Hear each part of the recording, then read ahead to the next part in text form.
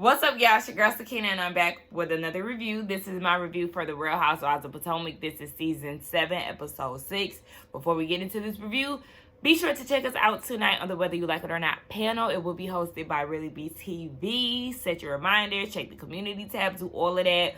Tune in tonight at 9:15 Eastern Standard Time, and we will be discussing this episode. Y'all, I'm sure as y'all can see, the energy is mighty low today, okay? It's been low all weekend. It's been low for the past 2 weeks, and I've literally just been pushing through to get through. But this weekend, I've just had a headache from just exhaustion. I'm very sleep deprived. Y'all know my insomnia, how it likes to act up. So this is just one of those things. I was even supposed to meet up with, Scotty and the gang this Saturday. It was Scotty, it was Really B, Jamie, that's me, House of Aaron, Mims, Make It Make Sense, Scotty's best friend, Jamar. We were all supposed to get together, and they did, but I was not in attendance because I was so tired and my head hurt. I just was like, you know what, I can't do it because in such a high energy space, my energy wasn't going to be there. So I didn't want to show up and be like, the Debbie down there or something like that when I know I don't feel good. So unfortunately, I wasn't able to hang out with them.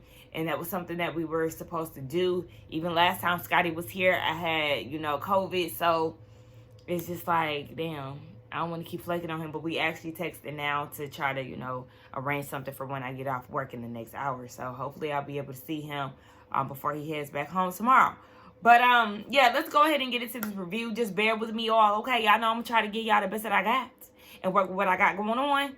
So, yeah, the episode picks up where it left off last week with Ashley and Candace going back and forth. Ashley told Candace that Chris been up in people's DMs and he was approaching them a little bit more, slicker than he came at her.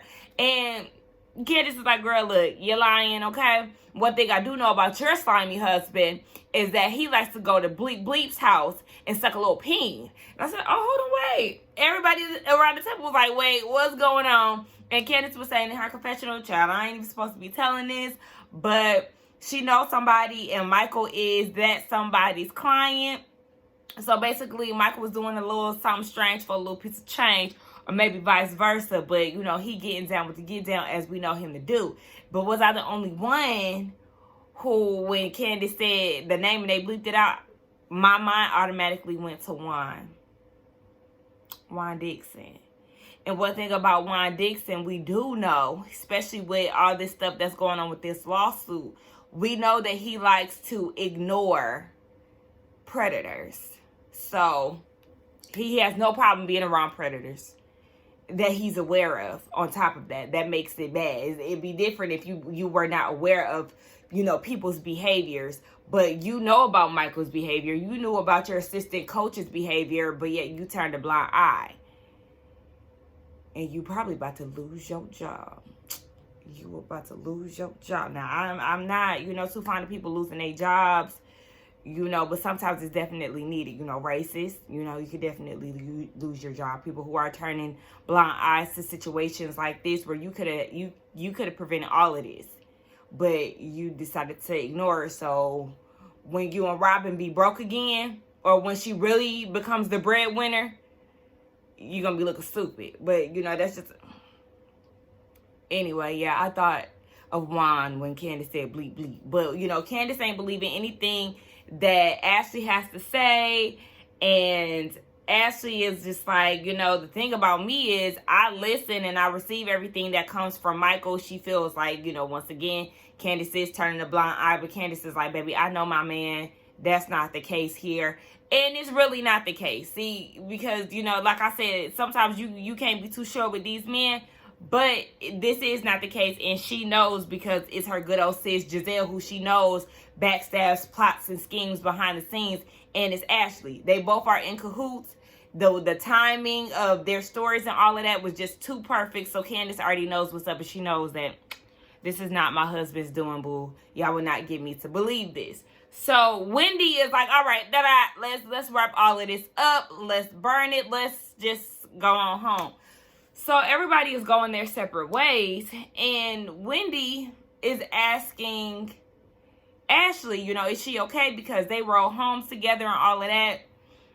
or they rode there together. Ashley was like, yeah, I'm good, but you know, I really wanted to bring that up in front of her, in front of Giselle, because when I was at Candace's house, Candace kept saying how Giselle is being fake and phony, and you know, with Mia saying that Chris approached her, and with my friend saying that, you know, maybe this will open her eyes a little bit. But I said, see, you went to her house and you heard what she was saying, but instead of saying what you needed to say to her as a friend and be honest and be like, well, maybe, you know, Chris needs to, you know, he needs to be aware of what he's doing, because my friend Deborah said this and Mia said that. You waited until you got in front of Giselle or an audience to try to back up the situation, because you and Giselle was plotting and scheming behind the scenes when it comes down to this whole Chris storyline. You see, Ashley, you think we fools and you think we don't get it, but we see you, sweetie. We see you and Giselle. Speaking of Giselle, Candace wants to have a one-on-one conversation with her, and she's basically like, okay, well, I spoke to my husband, or you said that he made you feel uncomfortable. How did you feel uncomfortable? She said because she was behind closed doors with a married man. She doesn't like the way that looks. And that's when Candace was like, okay, well, I talked to my husband, and he said that you're the one that suggested going to the room. And when he realized that nobody was there, you know, y'all wanted to leave the door open to avoid, you know, speculation and things of that nature. So, Giselle, you're trying to make it seem as if it was just as simple as you did not want to be in a room with a married man. We all understand, you know, the optics of that behind closed doors. You know, if somebody would have stumbled upon that, they could have took that and ran with it, all of that. We get it. But the way that you approached Candace was as if he made you super uncomfortable, and that he was trying to be your sneaky link, sweetie. Because remember, that's what you told Robin. He's a sneaky link. Remember, you was using terms that you have no idea about. Yeah, you was trying to see. You was saying that he was trying to see if he was with it because he started bashing his wife and all of that.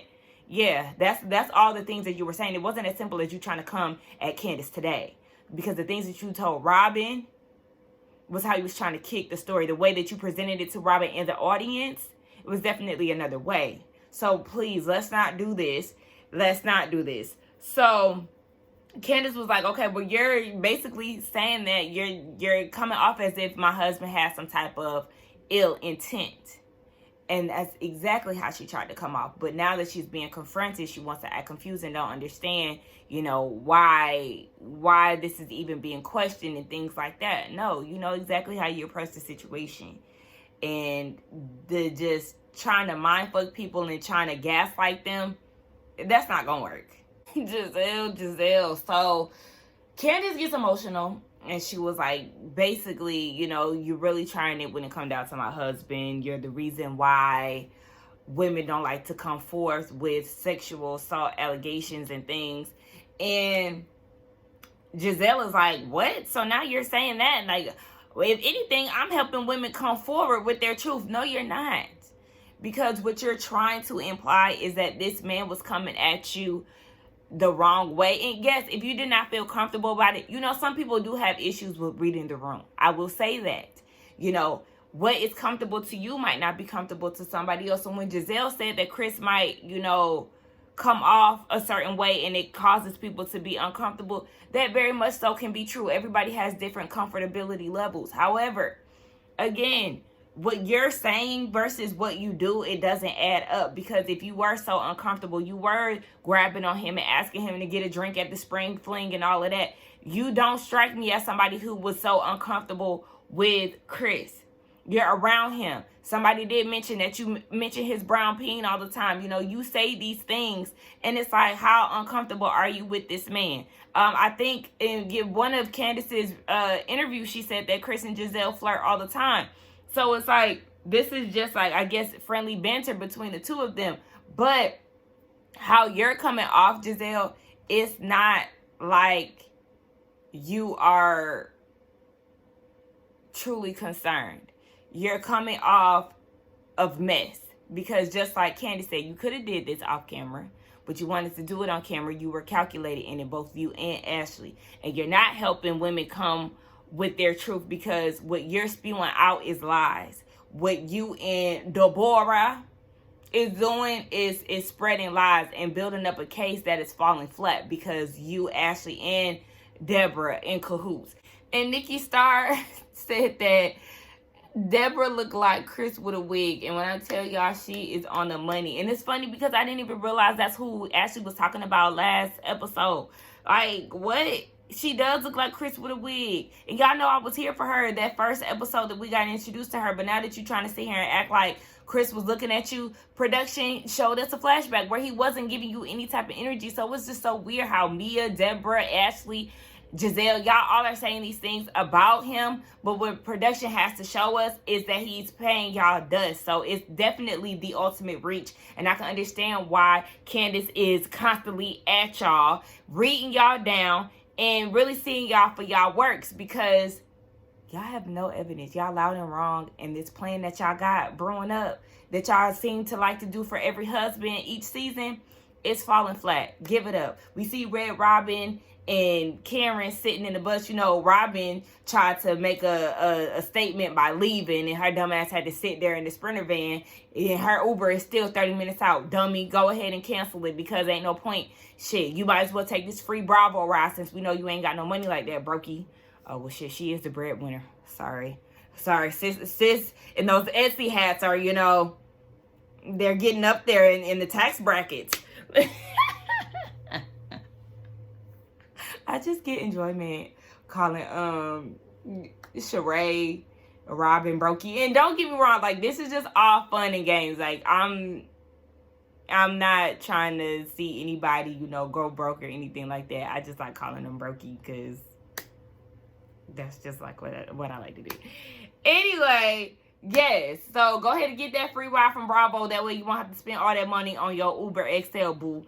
Anyway, yeah, Karen is telling her that Ashley said that Deborah said that Chris was coming at her and all of that. Now, wait, hold on, because I know I was in the midst of talking about Deborah, but that's neither here nor there, because I already said how I felt about the situation. But Giselle got in that Sprinter and told the girls that Ashley said that Chris was feeling on Deborah's butt and propositioned her. Bro, these whores are out of pocket. It just had the nerve to say that this whole thing was disastrous and Wendy can't own up to anything. Once again, Giselle, please stop saying that. You're the #1 person who does not take accountability in the things that she says and does. You are a master manipulator. You and Ashley, who seems to think that she isn't vindictive. Yes, you are. You really are. You two, the light-skinned crew, real manipulative, okay? You want to be a part of the Green Eye Bandit so bad. Please, somebody, please give Ashley some green color contacts so she can fit in with the crew, because it's just a lot going on. This winery trip, it wasn't as bad as the first one, but yeah, the ladies are not leaving on good terms. How is Candace even gonna get home? Because she rode in a Sprinter van with them. I feel like Ashley and Candace need to swap positions. Wendy and Candace need to go back together. Ashley, you get in the van with your crew, and y'all just continue down the road of lies, because that's all this cast like to do is lie. So this is just a mess. Ashley the fool talking to an attorney finally, and Miss Ma'am is giving her the rundown. And the biggest take that I got from this is, don't trust him because you're not the breadwinner. You don't want to place all your, you know, bets on him to be trustworthy in this whole divorce thing, because, you know, though y'all had a prenup and anything that was made within the marriage, y'all can divvy up. Just like she said, baby, you ain't got the coin. So, you know, at the end of the day, he can give you what he wants to give you, but that's not even a guarantee. But like I said, the biggest takeaway is, do not get a house with this man. That's not the best move.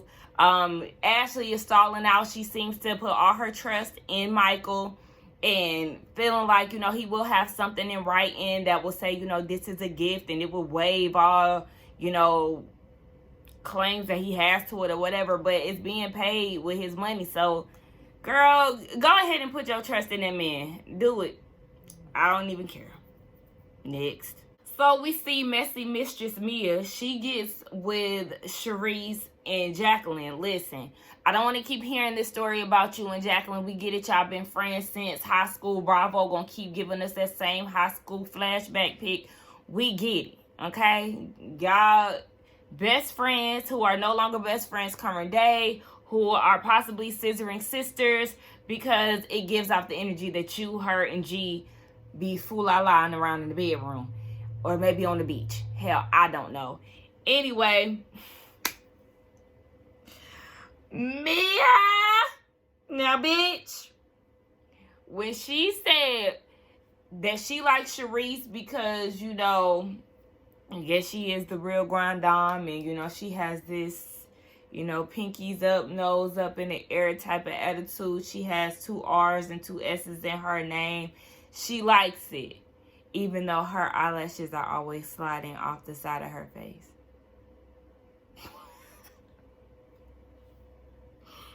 Bitch, it was Bravo in that picture of her in the confessional. Baby, them brows look like they were sliding off too. That was such a bad shot. That was so much shade. That was just a whole lot. Oh my gosh, I cannot believe that. So anyway, you know when you feel like something is funnier than it actually is? Well, it's funny as hell, and you really want to laugh at it so bad, but you can't. That's like one of those situations I'm going through right now. Like, I'm so tired, I'm so sleepy, I really want to laugh at it more, but I can't. It's like one of those. So yeah, she breaks down to the ladies that they going to Miami. It's 9 of them, 6 bedrooms. She gonna let the 3 or the 2 ladies there pick out their rooms, and everybody else gonna have to fend for themselves, especially people that she don't like, aka Wendy. And then she had the nerve to say that Wendy tries to fit in so much. Listen, you talking about fitting in, or, you know, trying hard, whatever it is that you feel that Wendy is doing, but yet you always got to feel like you got a lot to kick it with these ladies. You do anything that you can to fit in. You have some type of insecurity about yourself, to where you're not insecure in speaking and living your truth. You have a very unsettling habit of lying for absolutely no fucking reason, and you do anything by any means necessary to fit in with the ladies, and that's scary. You're the type of bitch somebody does not want to be around. Or I don't want to say somebody, me. I don't like people who just be lying and lying and lying, because it's like, okay, if you lying about the little shit, you're gonna lie about big shit. Okay? That's already established. We know she's a liar. That's just that on that. But I just thought it was very funny that she said that about Wendy, and it's like,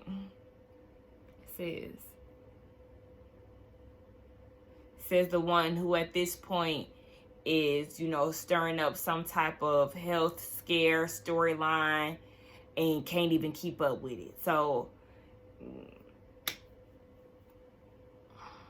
anyway, speaking of my girl Wendy, she is at home with Kim and Eddie, and they're having a conversation about her journaling, because she said typically we write about the things that are bothering us versus what we're actually grateful and happy for. She's grateful that her mother is out of the hospital. And, you know, Eddie brings up the things that she has going on as far as like the Nigerian restaurant. Wendy said that it's on hold. She's trying to focus on everything that's on her plate, because it is a financial investment and it's going to affect the money. I said, well, thank you, because we didn't need that. We didn't need those type of problems from you, Wendy. You need to take all kind of signs to take care of your health and prioritize that. Become well rested. You said that booked and busy is something that we glorify. In our reality, we need balance, okay? So I'm going to need you to go ahead and balance that out. Keep promoting your candle line, your home essentials. Still, if somebody want to give me a holiday scent candle, you know, I will be grateful. Anyway, then she mentions how it was a roast session down at the winery, and how Giselle and Robin were coming after her after she took accountability for what Robin didn't say. And Mia is now inviting her to Miami, and she was like, look, I love Miami, and I'm not turning down no girls trip, and aka I'm not turning down no money to be in the scene. So yeah, we gonna see how this Miami trip turn out, because we'll just see. Green Eye Bandits and their plus one, Ashley, they get together, and Ashley is lying. 1 minute the LLC is made and you and Michael put an offer on a house. The next minute the LLC is not created and he's offended that you think that he go behind your back and create one. Girl, what? Like, what is the point of all of this? Why do you keep lying? I don't get it. We don't care that much. And if you thought that it was made and you didn't have any proof of that, what makes you think that he isn't going to fuck you over in this divorce? If he's going and doing things behind your back and telling you that this is what it is, but it really is not, then, girl, I don't care. Like I said, he can do whatever he wants. So then they start talking about this escort that Michael is seeing and, you know, allegedly sucking some peen. And Robin says that she heard this rumor years ago that Candace had told her, but she said that she was never going to bring it up to Ashley. But, you know, look, when you crossed me, you lost me, baby. So she doesn't care. And I'm sorry, y'all, I'm clocking out of work. But, yeah, Candace doesn't care at this point. And she said what she said. Giselle, Miss Word on the Street, hasn't heard this rumor before. So she was like, but I do know if that peen looks anything like Juan Dixon, then yeah, definitely. Robin said that she don't put nothing past Michael either. So, you know, that is what it is. Ashley, you know, she lives in her world of delusions and she doesn't believe it. Girl, you know damn well you believe it. You bisexual, your husband bisexual, and y'all just loose as hell. So, whatever. What happened? Yeah. So then it starts talking about the Candace and Chris situation. Another delusional person, Giselle, goes and says that when her and Candace had their conversation, she felt like they were good. They had a good conversation. But then she sees Chris talking shit online, which tells her otherwise. Candace was crying, and which you know about. And the whole time that they were having that conversation, y'all seen that look of delight, that smirk on Giselle's face. She does not care about anything like that. She is definitely an ice queen. So yeah, for you to think that this conversation went well, girl, you're crazy. But you're the same one who was acting all confused when she stormed out of the dance studio too. So why should I even be surprised? She said that she doesn't want to see Chris ever again and blah, blah, blah. But why is it that y'all get to make lies up about him and he doesn't have the right to defend himself?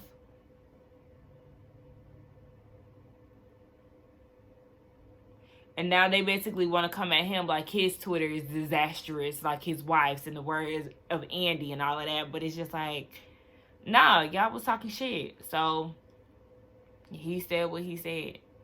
We're getting down to Miami. Mia trying to be in her $1 million listing bag, talking about the property, how it's, what, $12 million or something, she said. And as soon as I heard the price point, I was like, da-da-da-da-da-da-da, because at the end of the day, it does not have enough to accommodate 9 women. You booked a 6-room mansion when you could have got a 9 to 10 bedroom mansion to accommodate all the ladies trying to give off this. It's a 5-star luxury, you know, accommodation and all of that. Okay, whatever. Karen is in the clear because her 59th birthday is the same weekend of the trip. And she was like, really, if she had it her way, Sharice. My bad, my camera cut off and I don't even know what I was saying. But yeah, I was saying that Sharice is in attendance. Karen not too happy about it because she's celebrating her birthday this same weekend. So yeah, but Sharice, baby, 6. If you're supposed to be the grind down, I'm gonna need you to look the part because you look a mess. Karen killing you when it come down to the looks, honey. And I'm just talking about the hair, makeup, and fashions. That's it. Like, your hair, your makeup, and your fashions needs to be upgraded. Because it's... the fuck? Every time she get on screen, I be like, Lord, what is she wearing? Anyway. They get to the house. The girls really don't seem that impressed from the outside. Giselle mad because they not on South Beach. South Beach is on a whole nother side. They're in the residential area. But whatever. They get in. They get introduced to a black concierge staff. I said, okay, we see you all. And Chef Arthur had the jerk, the rice and peas, the salad. I said, okay, that food look good. So then they had rooms picked out by Mia. named off of stripper movies or phrases. She also said GVO didn't go that well for them last trip, so don't go missing in action. Don't go MIA. I was actually here for GVO. That was actually one of my favorite episodes of Potomac because I got so many laughs out of that episode until, you know, the salad toss. But before then, I really enjoyed that episode. I enjoyed the trip. That was real fun. So hopefully we can get some good vibes and some good laughs off of this Miami trip. But whatever.